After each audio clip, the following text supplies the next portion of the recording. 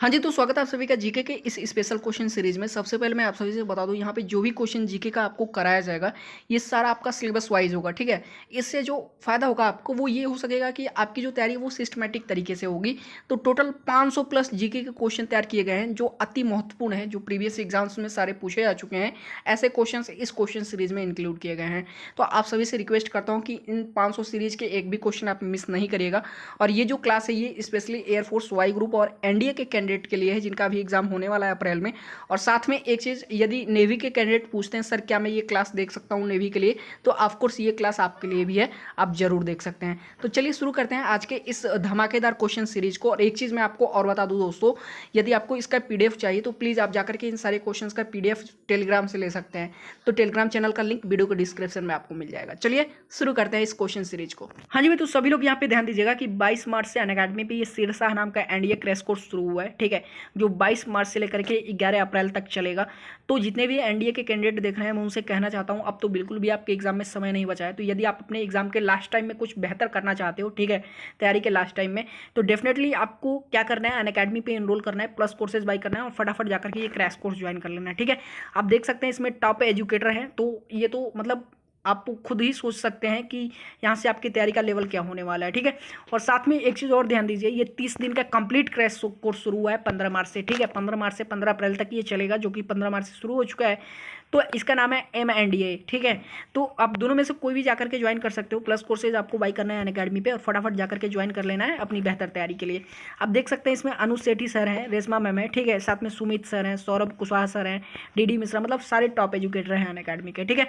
तो यदि सच में कुछ बेहतर करना चाहते हो, सच में तैयारी बेहतर करना चाहते हो, तो फटाफट अपने आपको अनअकैडमी पे इनरोल करो, प्लस कोर्सेज बाई करके ये बैच कोर्स ज्वाइन कर लो, ठीक है। और साथ में यहाँ पे एक चीज़ आपको करना कुछ नहीं है, वीडियो के डिस्क्रिप्शन में आपको अनअकैडमी के ऐप का लिंक मिल जाएगा। फटाफट उसे अपने फोन में इंस्टॉल करो, अपने आप को उस पर रजिस्टर करो और रजिस्ट्रेशन के दौरान आप रेफरल कोड में स्टैंड अप क्लासेस जरूर यूज कर लीजिएगा, क्योंकि इन टॉप एजुकेटर की स्पेशल क्लासेस भी चलती हैं जो आप बिल्कुल फ्री देख पाएंगे ये रेफरल कोड यूज करने के बाद, स्टैंड अप क्लासेस। और साथ में जब कभी भी आप प्लस कोर्सेज बाई करते हैं तो एक्स्ट्रा आपको 10% का डिस्काउंट भी मिल जाएगा। तो फटाफट जाओ अपने आप को अनअकैडमी पे इनरोल करो और इन जो क्रैश कोर्स चल रहे हैं इन बैचेस से अपनी तैयारी बेहतर से बेहतर करो। हाँ जी भाई, अब क्वेश्चंस देखने से पहले सबसे पहले तो वीडियो को लाइक कर दीजिए, इसे अपने दोस्तों तक शेयर कर दीजिए और साथ में चैनल पे नए हैं तो फटाफट चैनल को सब्सक्राइब कर लीजिए, क्योंकि ऐसी ही नई नई वीडियोज अब डेली आने वाली है। तो चैनल सब्सक्राइब रहेगा तो वीडियो को नोटिफिकेशन समय पर मिल जाया करेगा। तो फटाफट लाइक शेयर और सब्सक्राइब कर लीजिए दोस्तों। तो ध्यान दीजिएगा दोस्तों, यहाँ पे जो हमारा सबसे पहला क्वेश्चन दिया गया है वो क्या कह रहा है, भारत की सबसे उपजाऊ मिट्टी कौन सी है। काफ़ी बार एग्जाम में आ चुका है, तो नोट कर लीजिएगा, भारत की जो सबसे उपजाऊ मिट्टी है वो है जलोढ़ मिट्टी, ठीक है, याद कर लीजिएगा।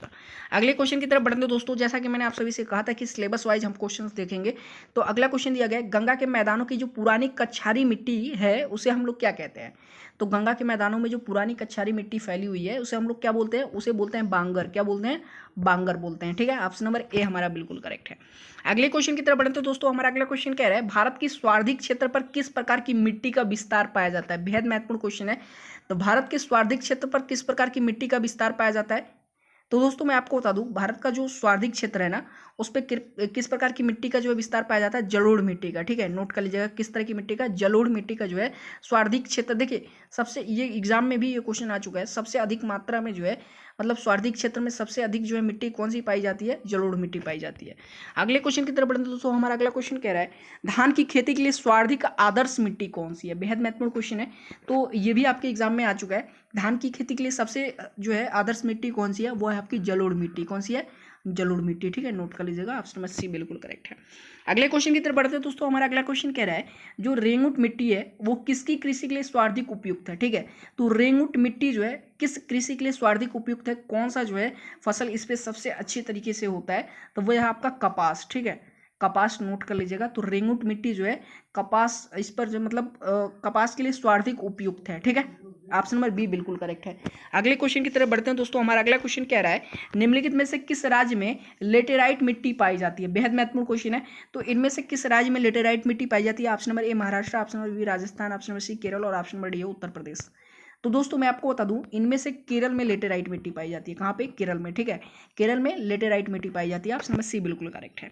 अगले क्वेश्चन की तरफ बढ़ते हो दोस्तों। हमारा अगला क्वेश्चन कह रहा है, रेंगुट मिट्टी सबसे ज्यादा है, रेंगुट मिट्टी सबसे अधिक कहाँ पे है, ठीक है, सबसे अधिक मात्रा में रेंगुट मिट्टी कहाँ पे। ऑप्शन नंबर ए महाराष्ट्र में, option number B Tamil Nadu, option number C Andhra Pradesh और ऑप्शन नंबर डी झारखंड में। फटाफट कमेंट करिएगा।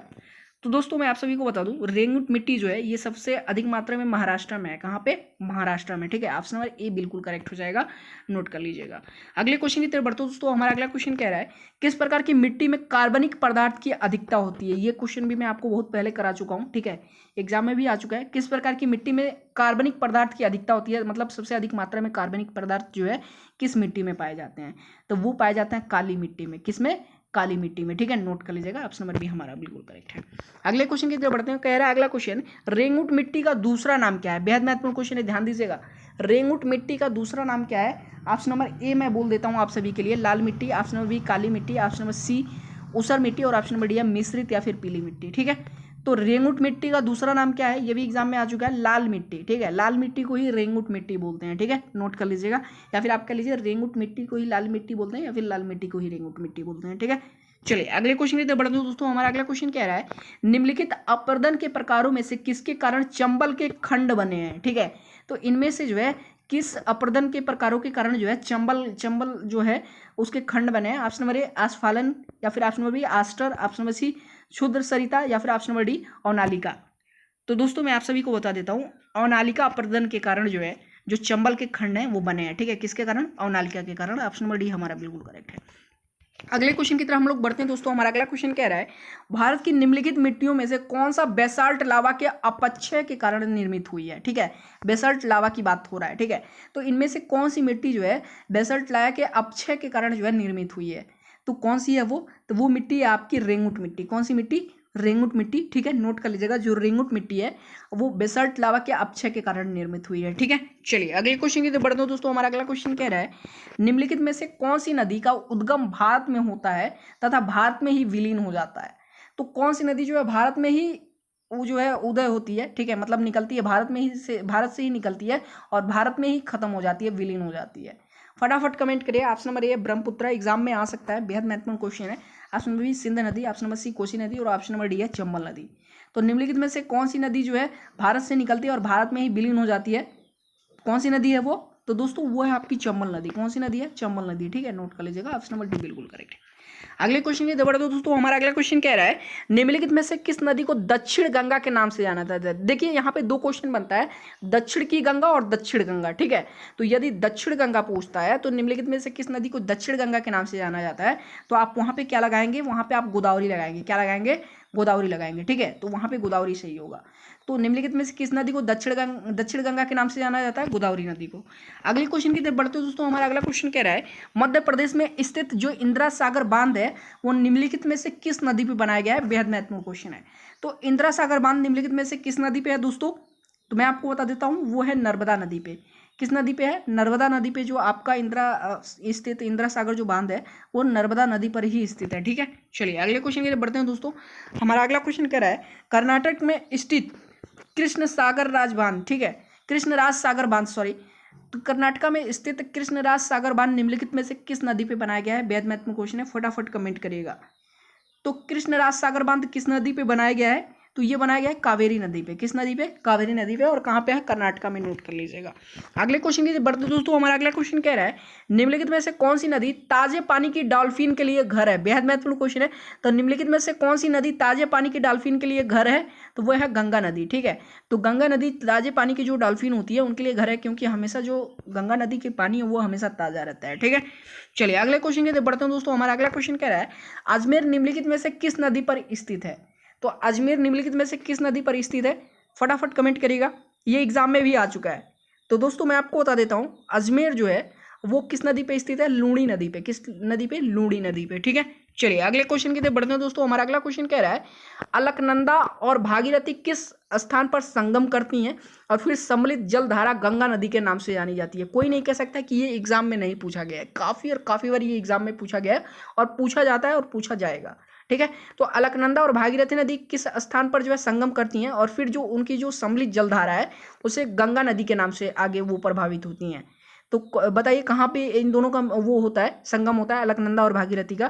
तो वो है देवप्रयाग, ठीक है, नोट कर लीजिएगा, देवप्रयाग में, ठीक है। कहाँ पे? देवप्रयाग में। अगले क्वेश्चन की तरफ बढ़ते हो दोस्तों। हमारा अगला क्वेश्चन कह रहा है भारत की सबसे लंबी नदी कौन सी है? ठीक है, देखिए भारत की यदि पूछे तो भारत की सबसे लंबी नदी आपकी गंगा है, ठीक है। भारत से निकलने वाली जो सबसे लंबी नदी है वो गंगा है, नोट कर लीजिएगा। और सबसे चौड़ी नदी यदि पूछे तो आप ब्रह्मपुत्र लगाएंगे, ठीक है। अगले क्वेश्चन की तरफ बढ़ते हैं दोस्तों। हमारा अगला क्वेश्चन कह रहा है वेन गंगा तथा पैन गंगा किसकी सहायक नदियां? बेहद महत्वपूर्ण क्वेश्चन है। तो वेन गंगा तथा पैन गंगा किसकी सहायक नदियां हैं? तो गोदावरी नदी की जो है ये सहायक नदियां हैं, दो नदियां वेन गंगा और पैन गंगा। हमेशा एग्जाम में पूछा जाता है, कोई कैंडिडेट नहीं कह सकता है कि नहीं पूछा जाता है, ठीक है। ऑप्शन नंबर ए हमारा बिल्कुल करेक्ट है। अगले क्वेश्चन की तरफ बढ़ते हैं दोस्तों। हमारा अगला क्वेश्चन कह रहा है कावेरी नदी गिरती है, पूछ रहा है कावेरी नदी कहाँ पे गिरती है, ठीक है। तो ऑप्शन नंबर ए बंगाल की खाड़ी में, ऑप्शन नंबर बी अरब सागर में, ऑप्शन नंबर सी पाक जल डमरू मध्य में, या फिर ऑप्शन नंबर डी खंबात की खाड़ी में। तो दोस्तों मैं आपको बता दूं जो कावेरी नदी है ये जाकर के बंगाल की खाड़ी में गिरती है। कहाँ पे? बंगाल की खाड़ी में। ये सब कुछ मैं डिटेल में आपको करा चुका हूँ, ठीक है। और जुलाई से जो आपका सेशन शुरू होगा उसमें एक बार फिर से मैं शुरू से कराऊंगा।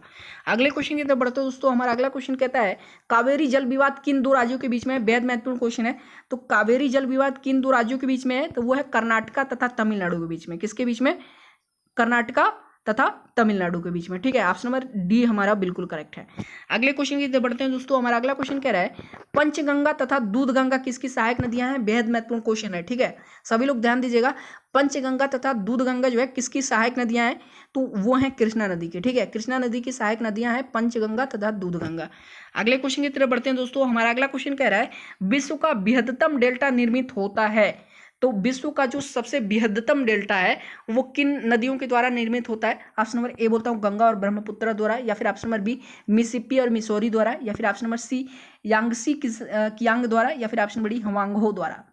तो दोस्तों मैं आपको बता देता हूँ विश्व की जो बृहत्तम डेल्टा है वो गंगा और ब्रह्मपुत्र की जो है मिलन से होती है, ठीक है। नोट कर लीजिएगा। ऑप्शन नंबर बी ए हमारा बिल्कुल करेक्ट है, ठीक है। चलिए अगले क्वेश्चन की तरफ बढ़ते हैं दोस्तों। हमारा अगला क्वेश्चन कह रहा है, और वो क्वेश्चन एग्जाम में भी काफी बार आ चुका है। अगला क्वेश्चन कह रहा है पंजाब की निर्माण में सबसे महत्वपूर्ण नदी कौन सी है? ये आप हमें कमेंट करके बताएंगे। जितने भी लोग मुझे देख रहे हैं इस क्वेश्चन का आंसर आप सभी लोग कमेंट करके बताएंगे। तो पंजाब की निर्माण में सबसे महत्वपूर्ण नदी कौन सी है? Option number A Sutlej, option number B Beas, option number C Jhelum और ऑप्शन नंबर डी सिंधु नदी। देखिए मैं आपको बता दूं वैसे तो पंजाब को 5 नदियों का संगम कहा जाता है, ठीक है। यहाँ पे 5 नदियां मिलती हैं पंजाब में, लेकिन सबसे महत्वपूर्ण जो वो है, ठीक है, जो सबसे महत्वपूर्ण योगदान है पंजाब के निर्माण में वो किस नदी का है? आप कमेंट करके बताएंगे इन चारों में से। तो आज की क्लास में बस इतना ही रहने देते हैं। मिलते हैं इसके अगले पार्ट में फिर कुछ बेहद महत्वपूर्ण क्वेश्चन के साथ में। तब तक के लिए आप वीडियो को लाइक कर दीजिए, इसे अपने दोस्तों तक शेयर कर दीजिए, और साथ में चैनल पे नए हैं तो फटाफट चैनल को सब्सक्राइब कर लीजिए। और हाँ, जाकर के अनअकैडमी पे जो एनडीए के कैंडिडेट हैं प्लीज़ आप अपनी क्लासेस जो क्रैश कोर्स चल रही हैं उसे ज्वाइन कर लीजिए। टाइम तो आपको भी पता है बिल्कुल नहीं है, ठीक है। यदि बेहतरीन तैयारी आप लास्ट जो एक फ्यू डेज में करना चाहते हैं तो सच में जाकर ज्वाइन कर लीजिए, और रेफरल कोड में आप स्टैंड अप क्लासेस जरूर यूज कर लीजिएगा, ठीक है। चलिए धन्यवाद।